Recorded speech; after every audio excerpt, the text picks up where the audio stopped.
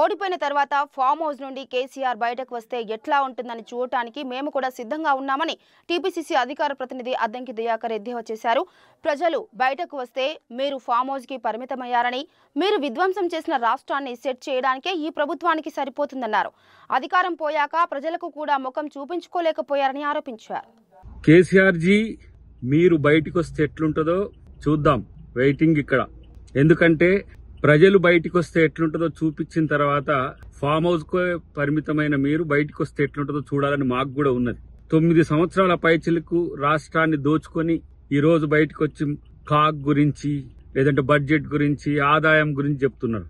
మీరు విధ్వంసం చేసిన ఆర్థిక వ్యవస్థను గాడిలో పెట్టడానికే ఇంకా కాంగ్రెస్ ప్రభుత్వానికి సమయం పడుతున్నది. ఇలాంటి పరిస్థితుల్లో కూడా సంక్షేమ పథకాలను అందించడంలో కాంగ్రెస్ ప్రభుత్వం కానీ రేవంత్ రెడ్డి గారు కానీ ఎంత ముందున్నారో ఇవాళ తెలంగాణ ప్రజలకు తెలుసు.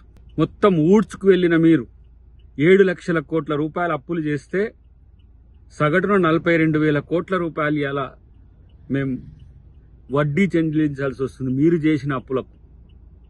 ఇంకా ఏ మొహం పెట్టుకొని మీరు బయటకు వస్తారో, ప్రజలు మిమ్మల్ని ఎట్టా చూస్తారో, ఏ విధంగా మిమ్మల్ని ప్రశ్నిస్తారో తెలుస్తుంది.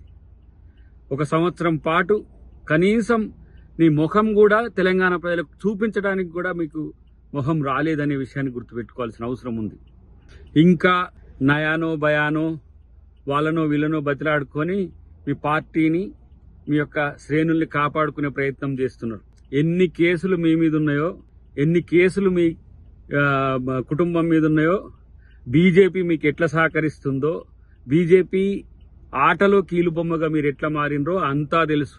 ఈరోజు నేనంటున్నా, తెలంగాణ సమాజానికి ద్రోహం చేసి భారతీయ జనతా పార్టీ ముసుగులో భారత్ రాష్ట్ర సమితి అని పెట్టుకొని మళ్ళా తెలంగాణ అని తెలంగాణ సెంటిమెంట్ రగిలిస్తే మిమ్మల్ని ప్రజలు ఎట్లా స్వీకరిస్తారో చూద్దాం. దీనికోసమే మేము కూడా చూస్తున్నాం.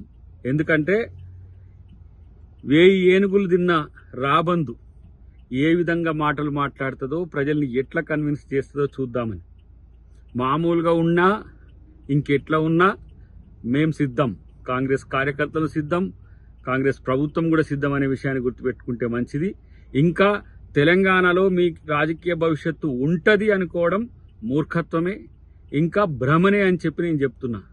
ఎందుకంటే ఇంకా తెలంగాణ ప్రజలు మిమ్మల్ని భరించడానికి సిద్ధంగా లేరనే విషయం మీరు బయటకు వచ్చినాక తెలుస్తుంది. తస్మాత్ చూసుకోండి.